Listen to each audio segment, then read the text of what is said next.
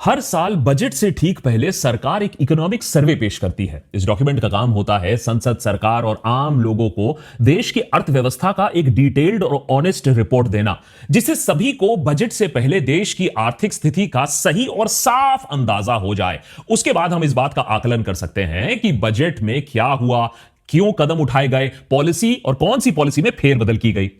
इस हफ्ते निर्मला सीतारमण ने संसद में 2025-2026 का इकोनॉमिक सर्वे पेश किया। इस सर्वे को भारत के चीफ इकोनॉमिक एडवाइजर वी अनंत नागेश्वरन ने तैयार किया और मेन स्ट्रीम मीडिया में इस रिपोर्ट की जय जयकार हो रही है। India in bright light in an increasingly darker world. जब पूरी दुनिया में उथल पुथल चल रही है, तब भारत में स्टेबिलिटी और विकास है।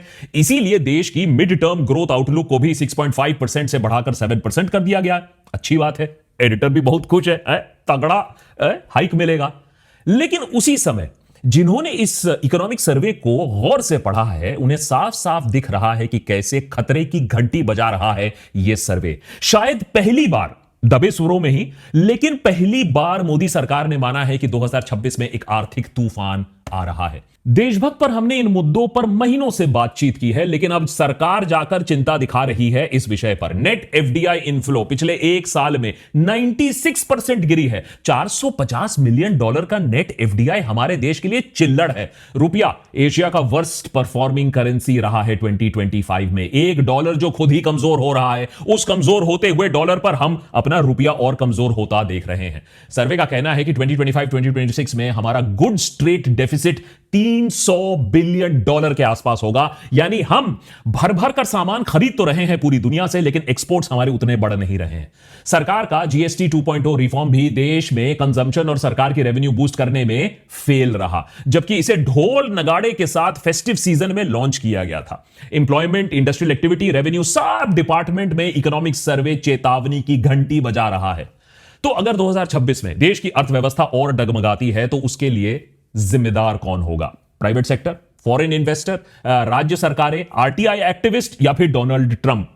अगर आप इकोनॉमिक सर्वे की माने तो इसके लिए भारत सरकार को छोड़कर, मोदी सरकार को छोड़कर ये सारे लोग जिम्मेदार हैं। अरे सरकार तो अपना काम पूरी श्रद्धा, निष्ठा, आस्था के साथ कर रही है, लेकिन ये कमबख्त फॉरेन इन्वेस्टर्स, ये लेजी प्राइवेट सेक्टर, ये राज्य सरकारों की रेवड़ी और तमाम ग्लोबल अनसर्टेनिटीज के चलते शायद अच्छे दिन अभी आने वाले नहीं है। इकोनॉमिक सर्वे पर आपको डिटेल में कई विषयों पर डिस्कशन मिल जाएगा। एआई बबल कैसे फूट सकता है, रुपया कैसे गिर रहा है, देश से पैसा बाहर कैसे जा रहा है, आने वाले साल में इकोनॉमी के लिए और भी ज्यादा मुश्किलें कैसे बढ़ सकती हैं।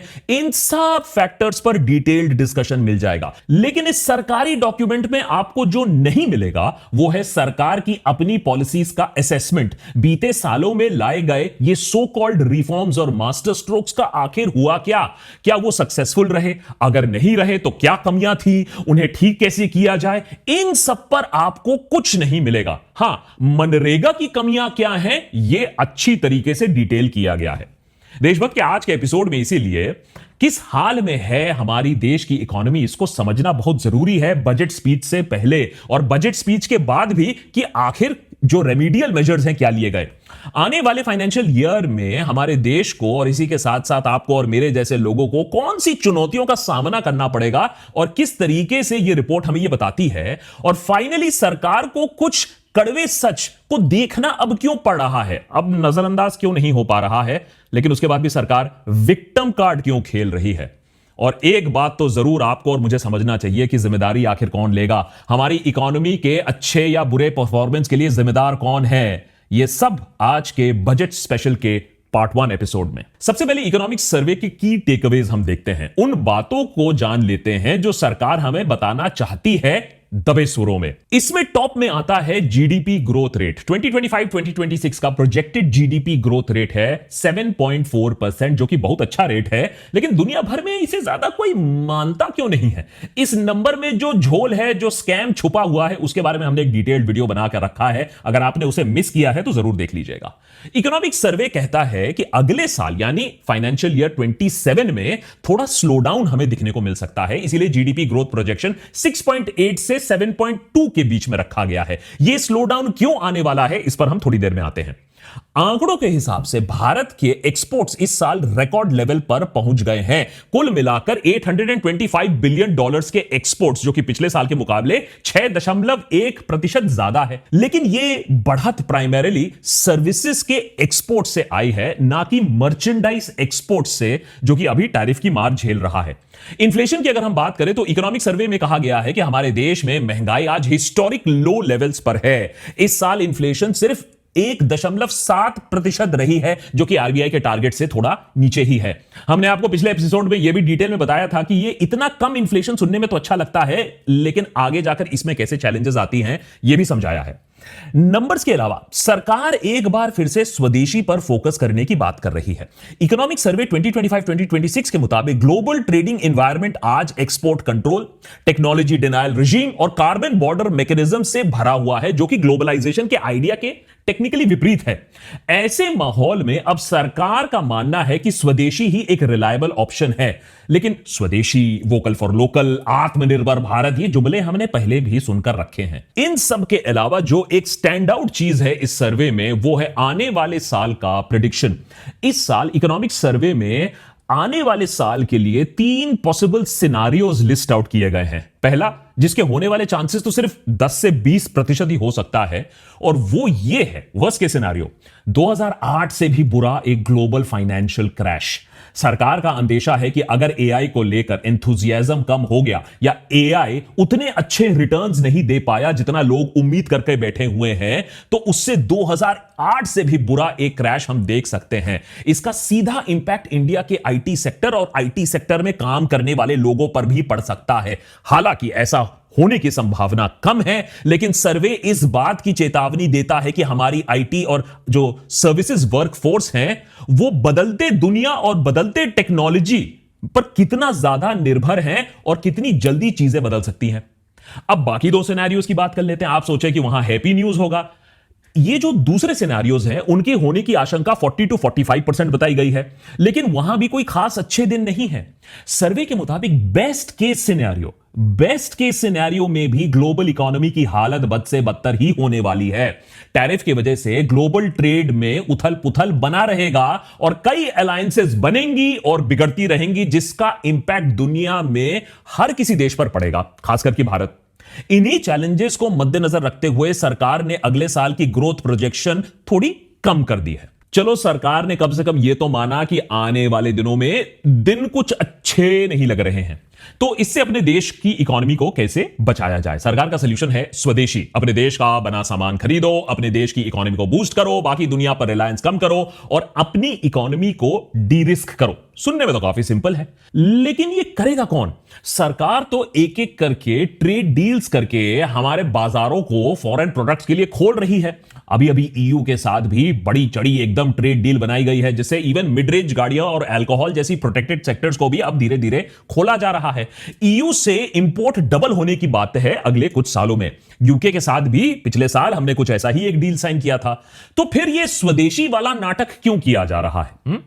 सरकार चाहती है कि देश का प्राइवेट सेक्टर अपने प्रोडक्ट्स को बेहतर बनाए, अपने प्रोडक्ट्स को में इन्वेस्टमेंट करे, रिसर्च और डेवलपमेंट में इन्वेस्ट करे, अपने दम पर कंपटीशन करे, सरकारी प्रोटेक्शन के पीछे छुपने की कोशिश ना करे। अच्छी बात है। इकोनॉमिक सर्वे में सरकार ने तो खुल के डांट लगाई है प्राइवेट सेक्टर को। सरकार का कहना है कि आज हमारे देश का प्राइवेट सेक्टर नेशन बिल्डिंग में उस लेवल का कंट्रीब्यूशन नहीं कर पा रहा है जिस लेवल पर post war America, Germany, Japan, east Asia के प्राइवेट कॉर्पोरेशंस ने किया था। सरकार का कहना है कि Indian corporates long term risk को अब्सॉर्ब करने के लिए एफर्ट नहीं डाल रहे हैं। सर्वे के मुताबिक प्राइवेट सेक्टर को आज लॉन्ग टर्म रिस्क अब्सॉर्प्शन और अपने आप को ग्लोबली कंपेटिटिव बनाने के लिए और मेहनत करने की जरूरत है, लेकिन वो लोग ये काम करने के लिए तैयार नहीं है। लेकिन सरकार खुद क्या कर रही है? क्या सरकार ने देश में बिजनेस बनाना आसान कर दिया है?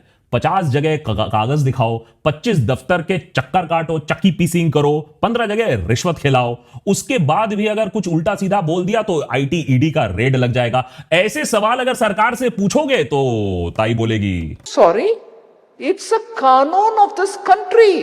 लेकिन प्राइवेट कंपनीज को डांट लगाने से जो सच्चाई है वो सच्चाई नहीं बदलती है। करीब करीब 12 साल हो गए हैं सरकार को सत्ता में। 12 सालों में कड़ी मेहनत और निष्ठा के बाद आज देश में मैन्युफैक्चरिंग 2013 के लेवल या उससे भी नीचे चली गई है। Make in India, production linked incentive, आत्मनिर्भर भारत जैसी तमाम स्कीमें हैं, एक के बाद एक फेल कर चुकी हैं। उस पर एक शब्द भी अगर आपने बोल दिया तो कॉर्पोरेट्स पर ब्लेम गेम शिफ्ट हो जाता है, उन्हें अरेस्ट कर लिया जाएगा। वाह मोदी जी, वाह वाह। मैन्युफैक्चरिंग पर फोकस करने की बात आज नहीं, यह सरकार 2014 से करती आई है। मेक इन इंडिया मोदी सरकार ने आते ही लॉन्च कर दिया था और एक अच्छा इनिशिएटिव था।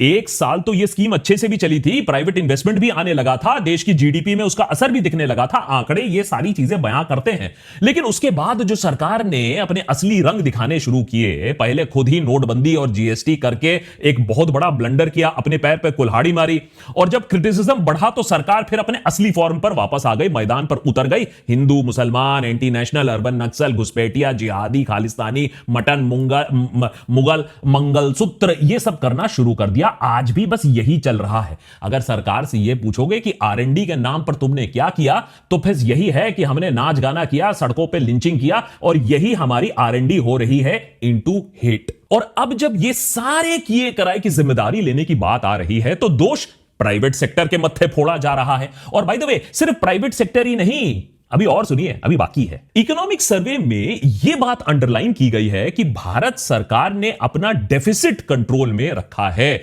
यानी फिजूल खर्ची और एक्सेसिव स्पेंडिंग को काबू में रखा है। सरकार ने अपना 4.4% का डेफिसिट टारगेट अचीव किया है। लेकिन उसी डॉक्यूमेंट में सरकार ने यह भी कहा है कि राज्य सरकारों के फाइनेंसेस हिले डुले हैं, उनका स्पेंडिंग इंपॉर्टेंट चीजों पर कम और पॉपुलिस्ट कैश ट्रांसफर्स पर ज्यादा हो रहा है।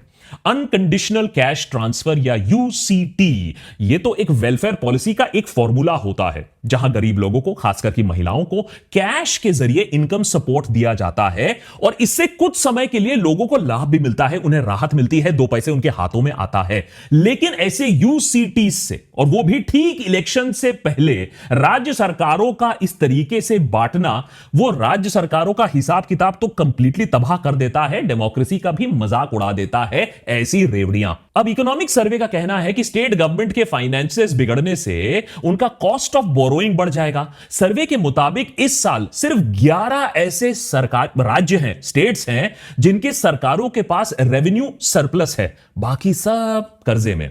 जबकि 2019 में, कुछ ही साल पहले, ऐसे 19 राज्य थे जिन पर कोई कर्जा नहीं था, जो डेट में नहीं थे, जो सरप्लस थे। लेकिन अगर राज्य सरकारें घाटे में चल रही हैं तो इतना पैसा जो खर्च कर रही हैं वो जा कहां रहा है? इकोनॉमिक सर्वे, ये सरकारी सर्वे है, इकोनॉमिक सर्वे कह रहा है कि फिस्कल मैट्रिक्स खराब होने के बावजूद स्टेट गवर्नमेंट्स ने कैपिटल एक्सपेंडिचर पर फोकस नहीं किया है। मतलब ऐसी जगह पैसे नहीं डाले जिससे स्टेट में बिजनेस अट्रैक्ट होगा या और ज्यादा आमदनी होगी, तो फिर पैसे कहां लगाए?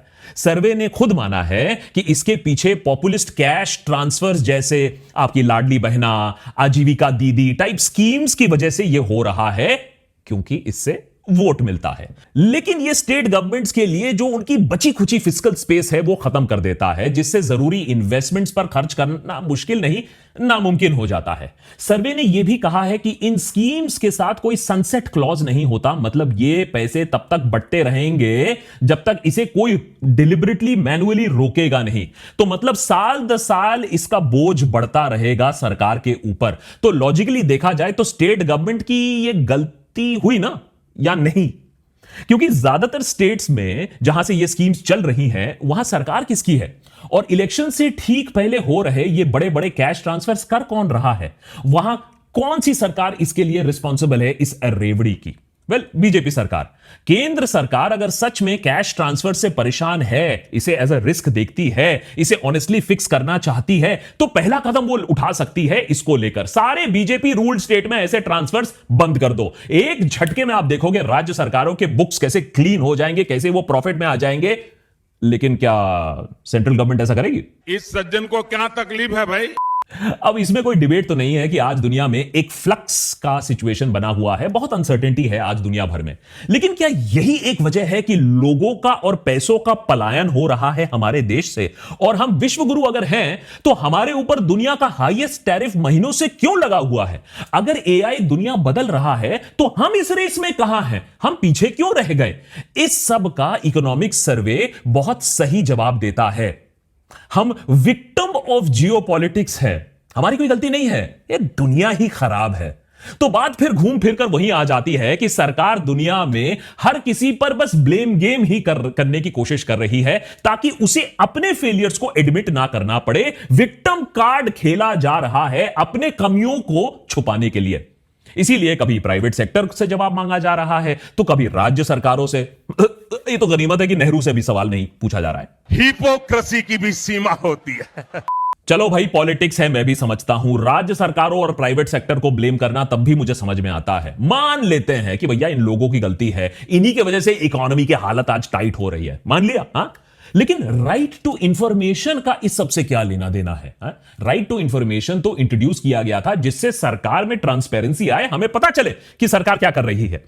इकोनॉमिक सर्वे कहती है राइट टू इंफॉर्मेशन को चेंज करने की दरकार है जिससे सरकार के अंदर होने वाले बातचीत को आम जनता तक ना पहुंचाया जाए। आपको याद होगा कि नोटबंदी के टाइम पर भी सवाल उठे थे कि आखिर इतना बड़ा डिसीजन लेने से पहले लोगों से, कौन से एक्सपर्ट से बात की गई थी, सजेशंस इनवाइट किया गया था, कहां से आया इतना बेहतरीन आइडिया। फिर लॉकडाउन लगा तो यही सवाल फिर से उठे कि आखिर इतना बड़ा डिसीजन करने से पहले कौन सी प्लानिंग की गई थी, कौन सी मीटिंग की गई थी, कौन से एक्सपर्ट्स को बुलाया गया था, and so on and so fourth. फिर अग्निवीर, फिर फार्म लॉस पर भी यही मसला आया। इतने बड़े बड़े जो फैसले हैं उनके पीछे लॉजिक, रीजनिंग, रिसर्च, डिस्कशन क्या है? अब सरकार चाहती है कि उसे बार बार इन सवालों का जवाब ही ना देना पड़े, इसीलिए इकोनॉमिक सर्वे में आरटीआई को बदलने की बात की गई है। हालांकि digital personal data protection act ने आरटीआई को पहले से ही बहुत हद तक कमजोर कर दिया है, लेकिन सरकार अब बची खुची कसर भी पूरा करना चाहती है। आपके और हमारे राइट टू नो को कंप्लीटली खत्म करना चाहती है। इकोनॉमिक सर्वे कहता है कि ब्यूरोक्रेट्स जो पॉलिसी बनाने के समय सजेशंस देते हैं या डिस्कशंस करते हैं या जो ड्राफ्ट वगैरह बनाते हैं, इन सब चीजों को आरटीआई के एम्बिट से बाहर रखा जाए, क्योंकि ब्यूरोक्रेट्स हर चीज को अगर उनको डिस्क्लोज करना पड़ा तो उन पर प्रेशर रहता है और ऐसे में वो खुल के अपने सजेशन सामने नहीं रख पाते हैं, पॉलिसी मेकिंग में उतना कंट्रीब्यूट नहीं कर पाते हैं। सो ओवरऑल एफिशिएंसी कम हो जाती है। आज तो आरटीआई रोकने की बात कर रहे हैं, कल बोलेंगे कि भैया लोगों का सवाल उठाने का राइट ही खत्म कर दो, क्योंकि सरकार को दिक्कत आती है इन सब चीजों से। राइट टू स्पीच ही ले लो। बेसिकली ये सरकारी बाबू चाहते हैं कि कल को कोई ये ना पूछ ले कि नोटबंदी जैसा फालतू आइडिया आखिर आया कहां से, नैनो जीपीएस चिप लगाया किसने। कल को कोई यह ना पूछ ले कि फार्म लॉज बनाने से पहले आखिर किसको कंसल्ट किया गया था, A+A को कंसल्ट किया गया था या किसी एक्चुअल एकेडमिक सजेशन और एक्सपर्ट्स से यह सारी चीजें को स्टडी किया गया था। ये इकोनॉमिक सर्वे भले ही नया हो, इसमें पहली बार सरकार ने आने वाले आपदा को समझा हो, लेकिन सर्वे ने वही पुराना फॉर्मूला अपनाया है। नेहरू और बाबर को नहीं सही, but geopolitics, private companies, RTI को दोषी पाया है। करीबन 12 सालों से मोदी सरकार इतने शिद्दत से काम करती आई है, लेकिन एक बार भी एक भूल चूक नहीं हुई है। अरे नॉन बायोलॉजिकल छप्पनेश्वर है, भूल कैसे हो सकती है? लेकिन एक बात समझ लीजिए, जब तक कोई भी सरकार अपनी गलतियों को नहीं मानेगा, दूसरों पर दोष थोपता रहेगा, वो सरकार कभी भी सक्सेसफुल नहीं हो पाएगा, क्योंकि वो अपनी गलती सुधार नहीं पाएगा, वो अपने आप को इंप्रूव नहीं कर पाएगा, तो लोगों की जिंदगी बेहतर होने का सवाल ही नहीं उठता है।